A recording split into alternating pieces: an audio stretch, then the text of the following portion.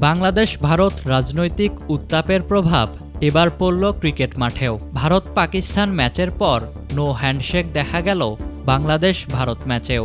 যুব বিশ্বকাপে টসের সময় একে অপরের সঙ্গে হাত মেলাননি দুই দেশের ক্রিকেটার। মুস্তাফিজকে আইপিএল থেকে বাদ দেওয়ার পর ভারত ও বাংলাদেশের রাজনৈতিক সম্পর্কের অবনতি ঘটে। ফলে নিরাপত্তার শঙ্কায় ভারতের টি-20 বিশ্বকাপ খেলতে না যাওয়ার সিদ্ধান্ত নেয় বাংলাদেশ। এখনও অনড় অবস্থানেই আছে বিসিবি। এমন উত্তাপের মাঝেই দুই দেশের যুব ক্রিকেটাররা মুখোমুখি হয়েছে অনূর্ধ্ব-19 বিশ্বকাপ ম্যাচে। বুলাওয়েতে শনিবার বাংলাদেশ সময় বেলা 1:30টায় বিশ্বকাপের ম্যাচ শুরু হয়। কিন্তু ভারত পাকিস্তানের ক্রিকেটের আঁচ যেন পড়েছে ভারত বাংলাদেশ ক্রিকেটেও। টসের সময় হাত মেলাননি বাংলাদেশের ভারপ্রাপ্ত অধিনায়ক জাওয়াদ আবরার ও ভারত অধিনায়ক আয়ুষ মাহাত্রে।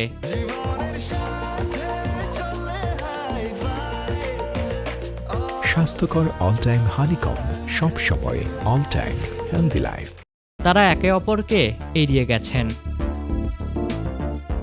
যদিও বাংলাদেশ অধিনায়ক আজিজুল হাকিম তামিম তৈরি না হওয়ায় তিনি তার সহ অধিনায়ককে টস করতে পাঠান। টসের কয়েন ছিল আয়ুষের হাতে। ম্যাচ রেফারির নির্দেশে শূন্যে কয়েন ছোড়েন তিনি। আবরার টেল কল করেন এবং বাংলাদেশ টসে জেতে। এরপর আবরারকে এড়িয়ে সরে যান আয়ুষ। বাংলাদেশের সহ অধিনায়কও মেলাননি হাত। ফলে ম্যাচ শুরুর আগেই তৈরি হয় বিতর্কের। আর এমন দৃশ্য গত বছরের এশিয়া কাপে ভারত পাকিস্তান ম্যাচে দেখা গেছে নিয়মিতই। ওই টুর্নামেন্টে ভারতের অধিনায়ক সূর্যা কুমার যাদবের সাথে হাত মেলাননি পাকিস্তানের অধিনায়ক সালমান আলী আগা। ভারতের অন্য ক্রিকেটাররাও ম্যাচ শেষে হেঁটেছেন একই পথে। এরপর ভারত পাকিস্তানের বয়সভিত্তিক ক্রিকেট এবং নারী ক্রিকেটেও ঘটেছে একই ঘটনা। এবারেতে যুক্ত হল বাংলাদেশের নাম।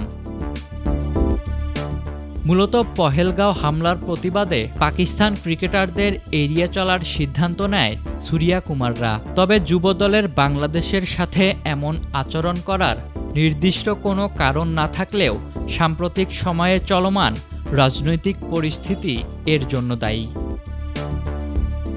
অন্যদিকে বাংলাদেশের বিশ্বকাপ ভাগ্য নির্ধারণ করতে শনিবার আইসিসির প্রতিনিধি দল ঢাকায় আসার কথা। বৈঠকে কী সিদ্ধান্ত আসবে তার অপেক্ষায় দেশের ক্রিকেট সমর্থকরাও।